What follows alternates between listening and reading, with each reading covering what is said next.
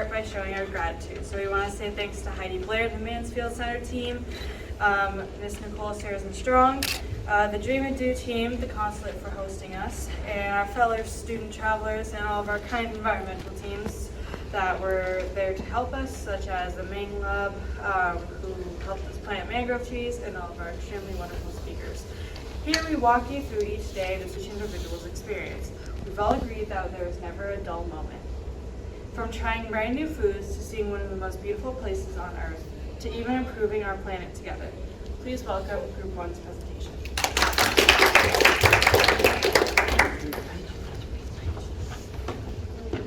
On the first day, we were able to meet with many students, and we walked through Hanoi and visited the street market.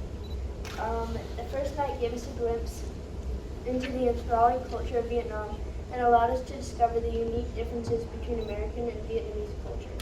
I know I will never forget the first time meeting the Vietnamese students and witnessing their kindness and empathy in person as we pushed through the heat and jet lag. On day 2, we visited the animal sanctuary and saw pangolins, and then took a hike in the forest to see some ancient trees.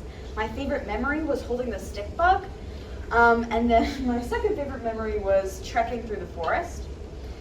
We really connected with the Vietnamese students both on wanting to conserve our environment and also through the shared pain and suffering that was caused by the Asians.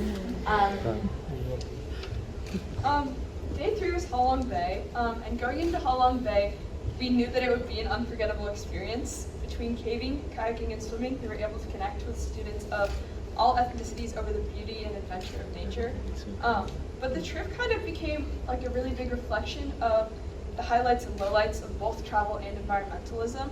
The contrast of the overwhelming pollution with the stunning landscape just proved the necessity of us becoming future change makers. And as I was stung by jellyfish, I just was never closer with people as when they were peeing on me. But yeah, Halong Bay is absolutely going to remain in my memory forever. Day 4, we went to the Green Life Recycling. It was a nice, relaxing break from the days prior. We met local children. We had made recycled bowls and knickknacks, and that was one of our last days with the northern students. So we got to say bye that night and had a great talk.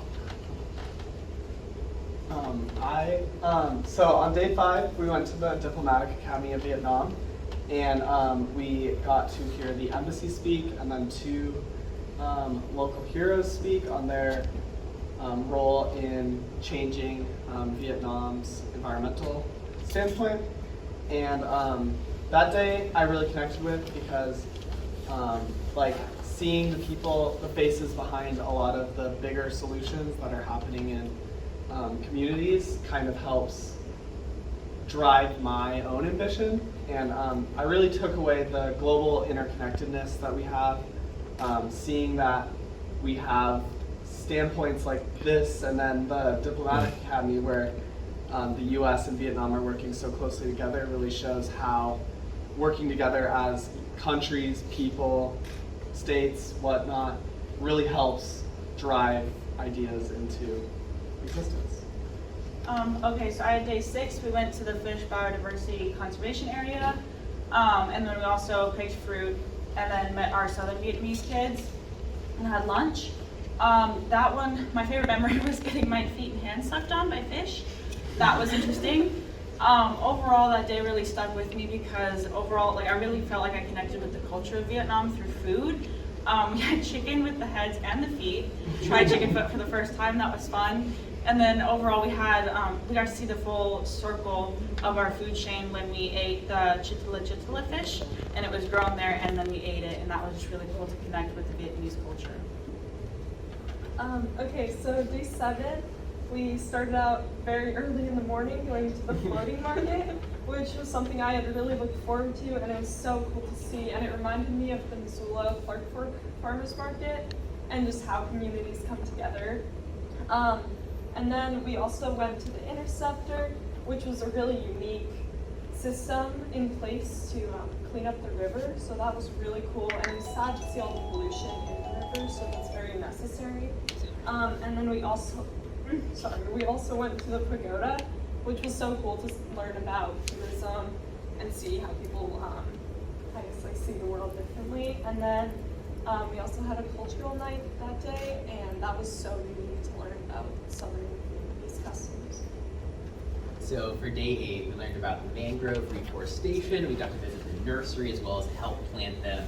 It really hit home for me just seeing all the trash in such a beautiful place. It felt pretty meaningful getting to pick up some trash and participate in that, and it definitely motivated me to make some change in the future.